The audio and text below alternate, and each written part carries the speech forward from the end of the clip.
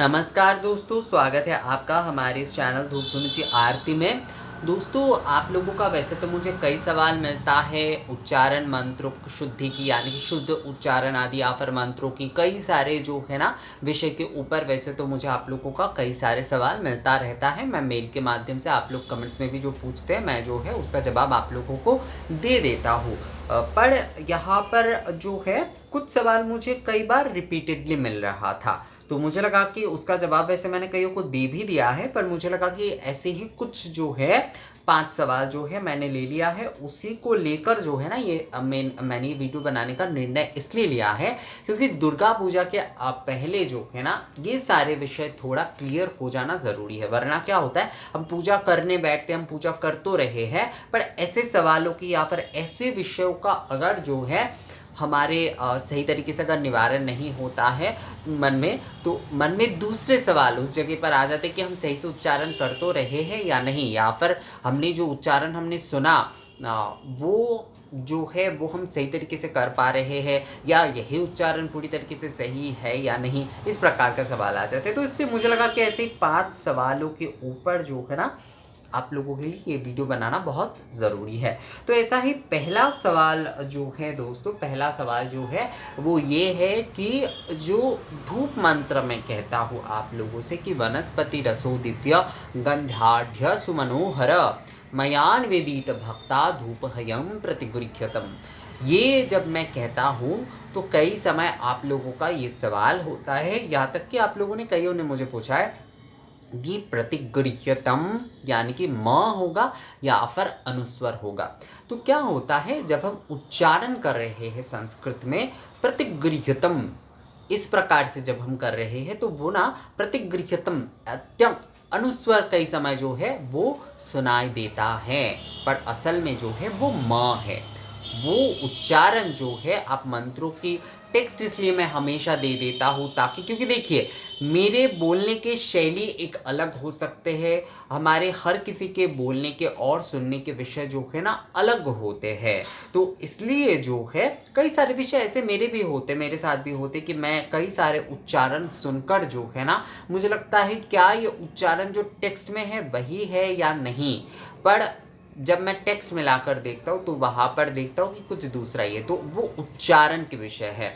पहली बात तो जो है आप देखिएगा हर जगह पर जैसे दक्षिण की तरफ उच्चारण शैली एक अलग हो जाता है, एकदम आप उत्तर भारत की तरफ जाएंगे, हरियाणा राजस्थान उस तरफ, तो वहाँ की उच्चारण शैली संस्कृत में भी उच्चारण जो है जब कर रहे हैं तो उसमें भी जो है ना उच्चारण शैली थोड़ा बदल जाता है।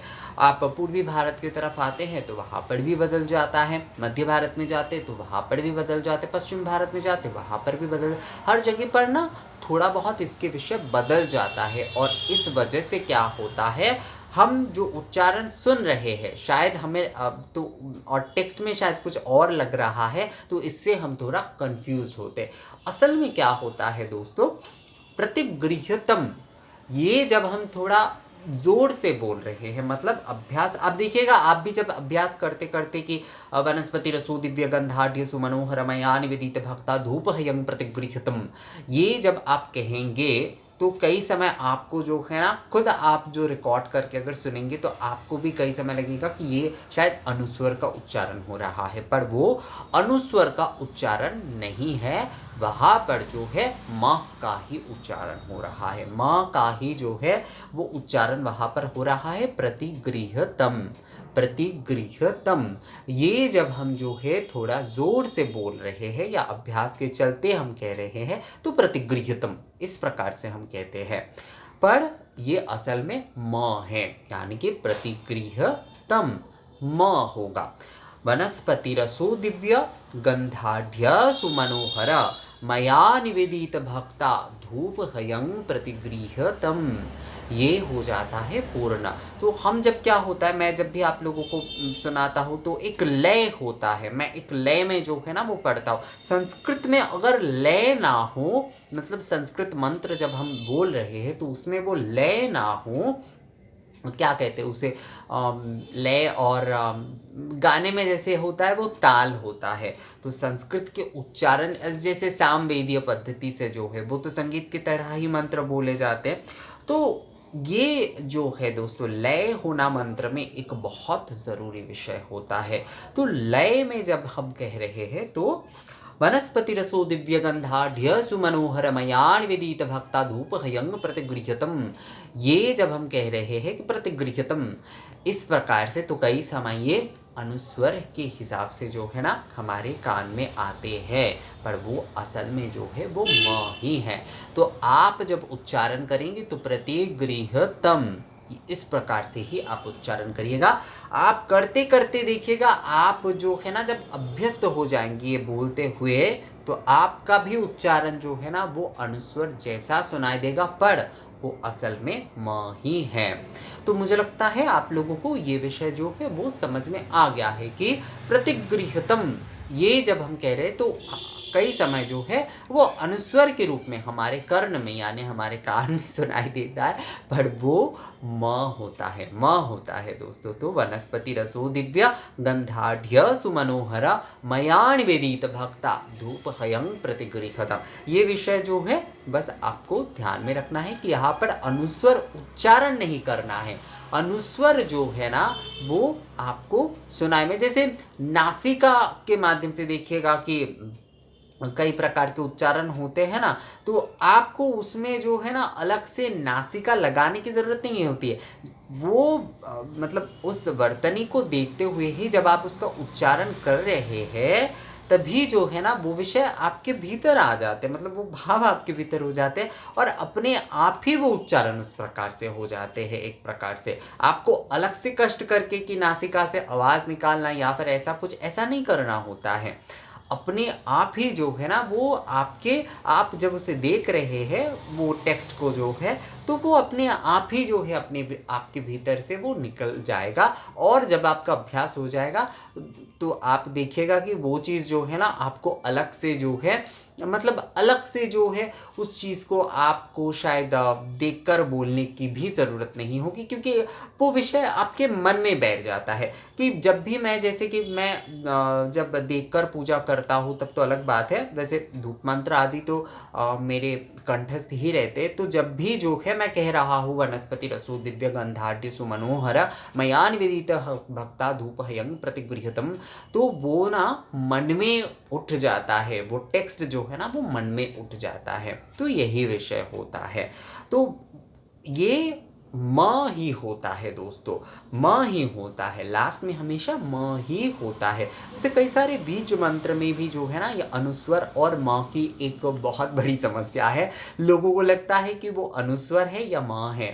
उच्चारण कई जगह पर उसके अनुस्वर किए जाते हैं, वो म की तरह सुनने में लगता है, और कई जगह पर वो म रूप में किए जाते तो वो अनुस्वर सुनने को लगता है। म और अनुस्वर में संस्कृत में ना ये एक विषय है एक्चुअली, कि कई लोगों को जो है वो कंफ्यूज कर देता है। तो धूप मंत्र जब भी आप कहिए तो वहाँ पर जो है वनस्पति रसो दिव्य गंधाढ़ सुमनोहर मया निवेदित भक्ता धूप हयं प्रतिगृह्यतम म होगा। ये अभ्यास के माध्यम से आपका जो है ना, जब आप कहेंगे कि धूप हयं प्रतिगृह्यतम, तो आपका जो है वो सुनने में आपको अनुस्वर जैसा लगेगा, पर वो असल में जो है उच्चारण में वो म ही हो रहा है। तो आप जब भी जो है धूप मंत्र में आप कहिएगा तो आपको धूप हयं प्रतिगृह्यतम ही बोलना है, यानी कि म होगा।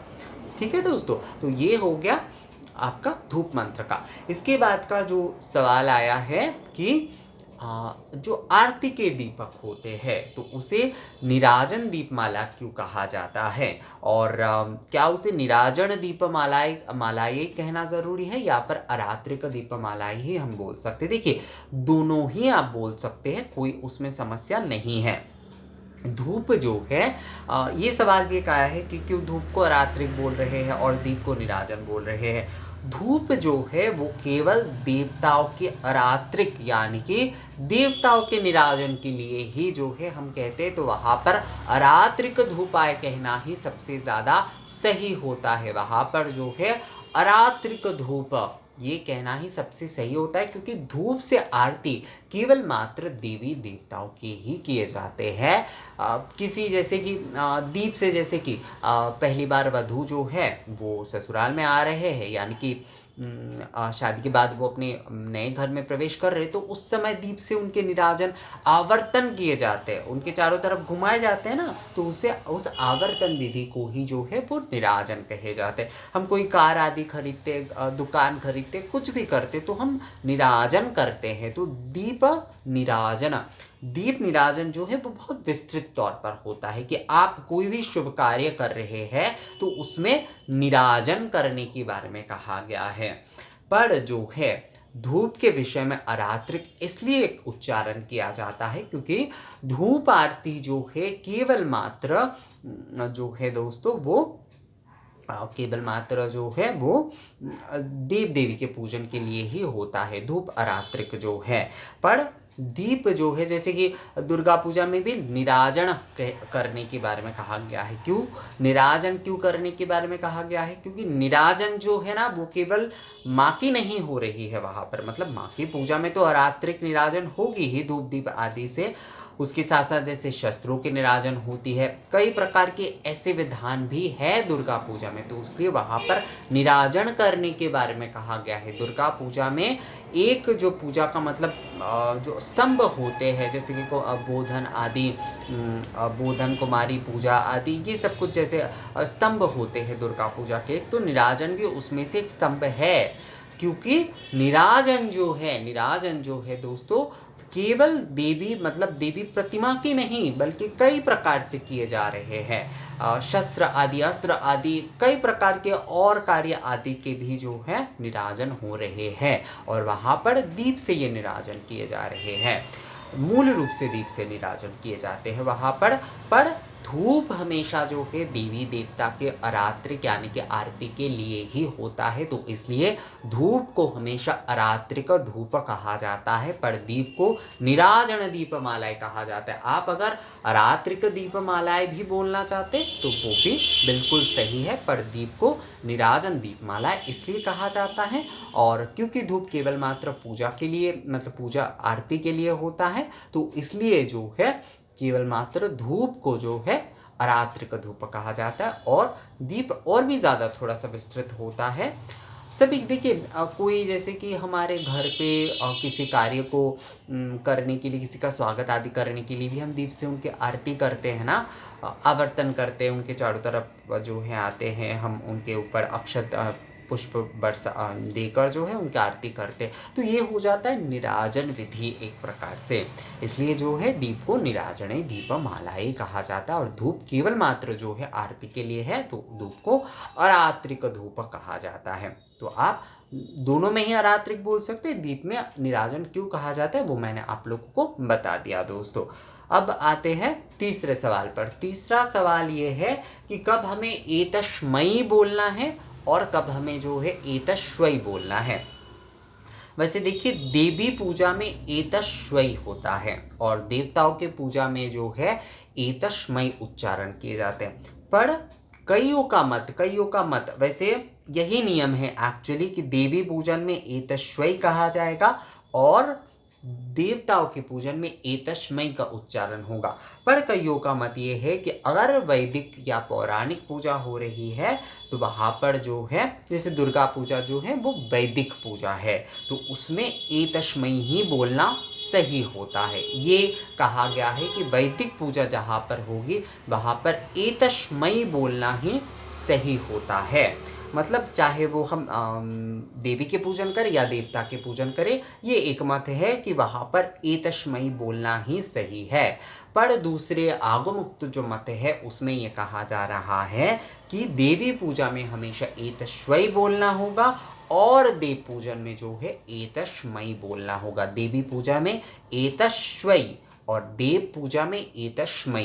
पर वैदिक पूजा जब हो रही है जैसे दुर्गा पूजा, वैदिक पूजा, जगद्धात्री पूजा में एतस्मै ही बोले जाएंगे, काली पूजा में एतस्मै ही बोले जाएंगे। पर दुर्गा पूजा क्योंकि जो है माँ की ये वैदिक मान्यता के साथ ये पूजा है, तो इसमें एतस्मै बोले जा सकते हैं, चाहे वो देवी पूजा हो, मतलब देवी के पूजन कर रहे हैं, हम देवता की पूजा कर रहे हैं, सभी के लिए एतस्मै का इस्तेमाल कर सकते हैं, एतस्मै शब्द का।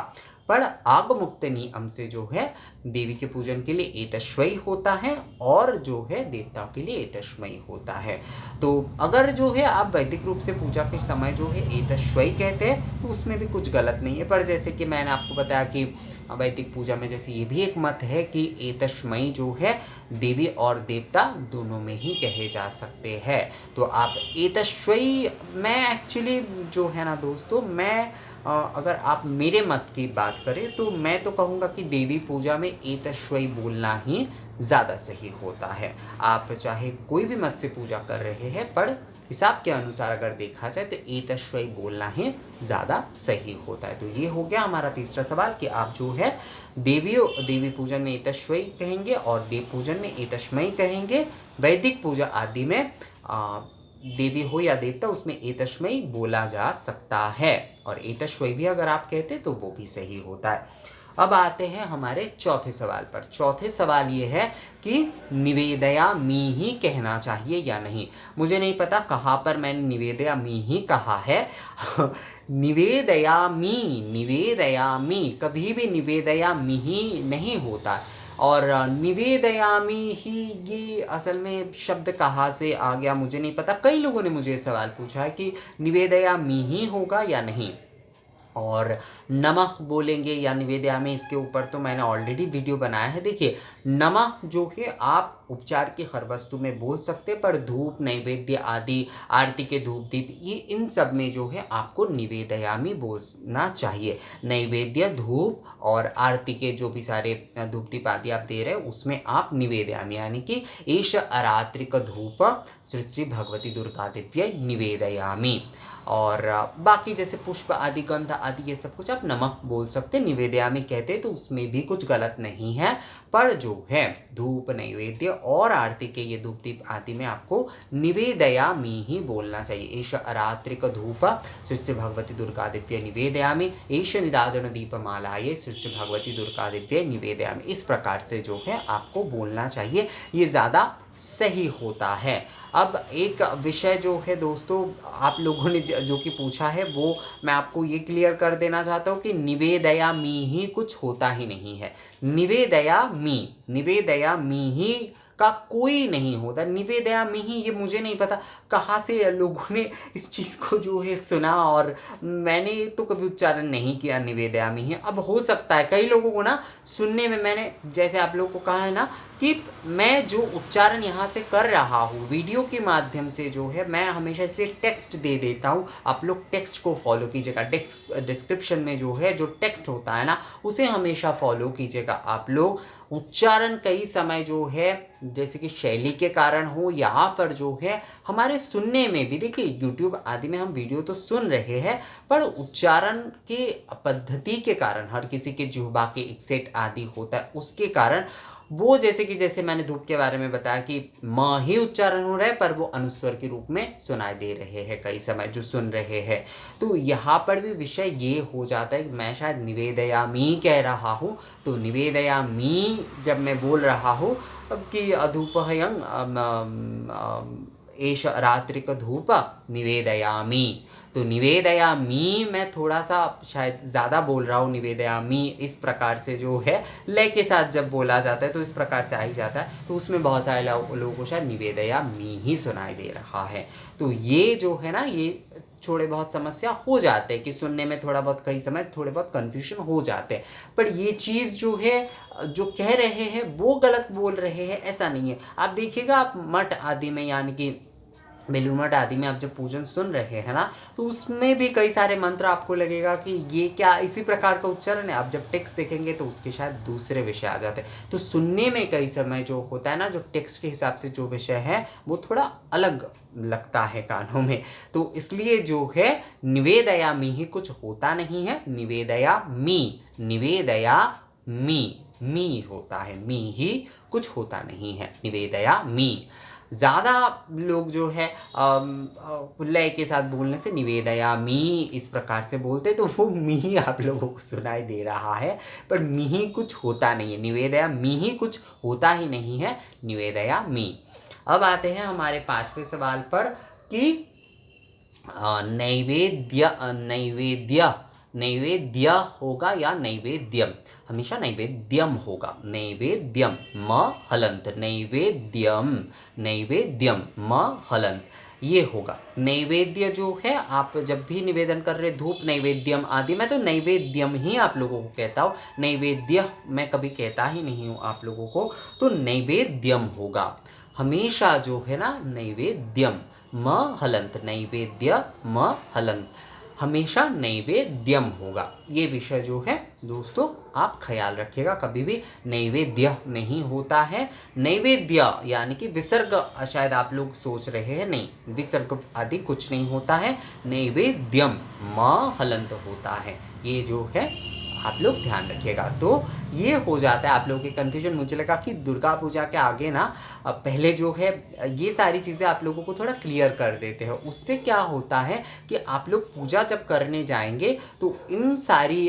चीज़ों को जो है ना थोड़ा आप लोग ख्याल कर लेंगे पहले से ही, और आपके मन में कोई हिचकिचाहट नहीं होगा कि हम गलत उच्चारण कर रहे हैं या नहीं, या फिर हमारे कई लोगों का ये होता है कि हम शायद मंत्र गलत बोल रहे हैं तो भगवान हमारी पूजा ग्रहण करेंगे या नहीं। वैसे तो भगवान तो भाव को ही ग्रहण करते हैं। ये शास्त्रों में भी कहा गया है कि आप अगर जो है एक शब्द आदि गलत भी कहते हैं, पर आपका भाव यानी कि मन की भाव जो है, आपके मन में जो है मानस रूप से वो जो आप कह रहे हैं वो भावना आपके भीतर सही है, तो आपके पूजा जो है ना अवश्य ग्रहणीय होंगे। दोस्तों इस बारे में बिल्कुल भी संकोच अपने मन में मत रखिएगा। पर हाँ, क्योंकि हमारे उच्चारण आदि जब हम कर ही रहे हैं तो वो स्पष्ट होना जो है वो ज़्यादा सही होता है। तो इसलिए जो है मुझे लगा कि दुर्गा पूजा के पहले ही जो है आप लोगों को ये कन्फ्यूजन जो है वो मैं दूर कर देता हूँ। तो दोस्तों आप लोगों को जो है ये चीज़ समझ में आ गया है कि किस प्रकार से जो है उच्चारण के समय इन सारी शुद्धियों का ध्यान रखना है। तो दोस्तों ये वीडियो आप लोगों को कैसा लगा मुझे कमेंट्स करके ज़रूर बताइएगा। अगर ये वीडियो आप लोगों को अच्छा लगा है तो इसे लाइक और शेयर भी ज़रूर कर दीजिएगा। मिलेंगे आपसे अगली वीडियो में नए किसी जानकारी के साथ, तब तक के लिए नमस्कार।